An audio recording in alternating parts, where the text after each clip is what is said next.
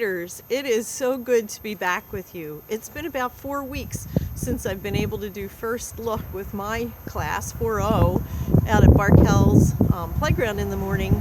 But here we are in my yard in Hubble. And so we're going to be doing First Look every now and then, a couple times a week.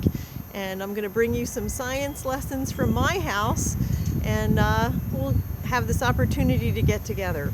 I know that being home for all these weeks might be hard for you guys, but you know why we're doing this? Because the virus needs to be contained.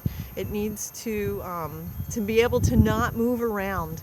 And when people stay home and wash their hands, that will keep the virus and the sickness more contained. Our goal is to get through this. I just heard that our governor extended our stay at home for about 3 more weeks to the end of April. And hopefully by then we'll have less sickness and we'll have less people dying, and you and I will be able to have more freedom to move around and to do what we want to do. I'm sure you're looking forward to playing with your friends, getting outside, riding your bikes, going to the beach. I am too. So we'll follow the rules, do what we're supposed to do, but in the meantime, we can still have some fun with First Look. So here we are on this beautiful day in April.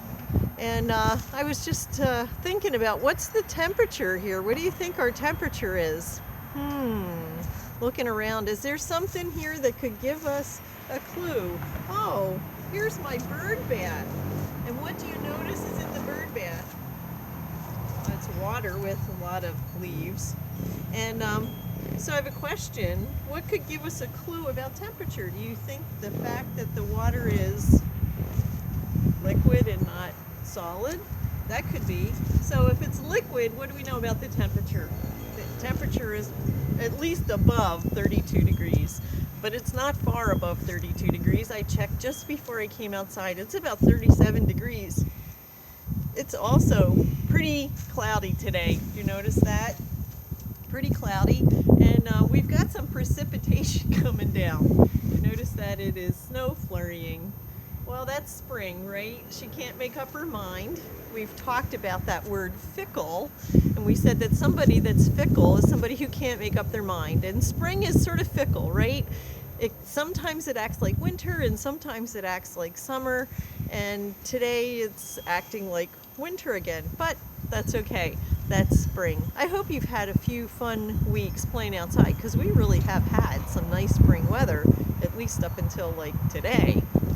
It's also pretty windy out here, and I was going to take you for a walk over here to this plant, and this might give us some idea of the direction that the wind is blowing from. So if we take a look at this plant here, we notice that the old dead branches are blowing in that direction. So I just happen to have my phone here, which has my compass on it, and I thought we could see if we can use my compass to figure out which direction the wind is blowing from. So we can look at the compass here, and we can see that the arrow at the top points to north. Now, can we see which direction these leaves are blowing? Not really, because of course right now the wind stopped blowing. Why don't we come back to this in just a few minutes, okay? We'll come back to this. So I've been thinking about some signs of spring. At school we said that, oh, there was mud and the snow was melting, and it was so wonderful to have longer days of light. Remember, every day is still 24 hours, but we're having more daylight because remember, now that we're into springtime, the sun is shining more directly on the northern hemisphere, so we have more daylight than we did before in the winter.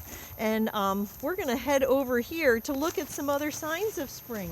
Here you can see, I have some green things. I think somehow some spinach is coming back into my raised beds. That's pretty cool. And let's take a walk over here to my raspberry plants. if you look at my raspberries, you can notice that there's some buds coming on my raspberry plants. That's really cool. I really got lots of raspberries last year. I'm looking forward to making some jam again this year. And here we can see, oh my goodness, there's a tulip coming up in my raspberry plants. Isn't that fun? That's neat to see. Let's see if we can find some more signs of spring. Oh my goodness. Look at all of these crocuses that are starting to come up. That's terrific. Wow. Let's see. Oh, here's my frog. I guess I forgot to take that out of the garden last fall. He's not a real frog. He's just cute. But here's some crocuses that are coming up. And my irises are starting to pop up out of the ground as well. That's really cool. And some other daffodils, I think, back there. That's really neat. Dale Lebanon has emailed me. He's been sending me pictures of the chicks that they have.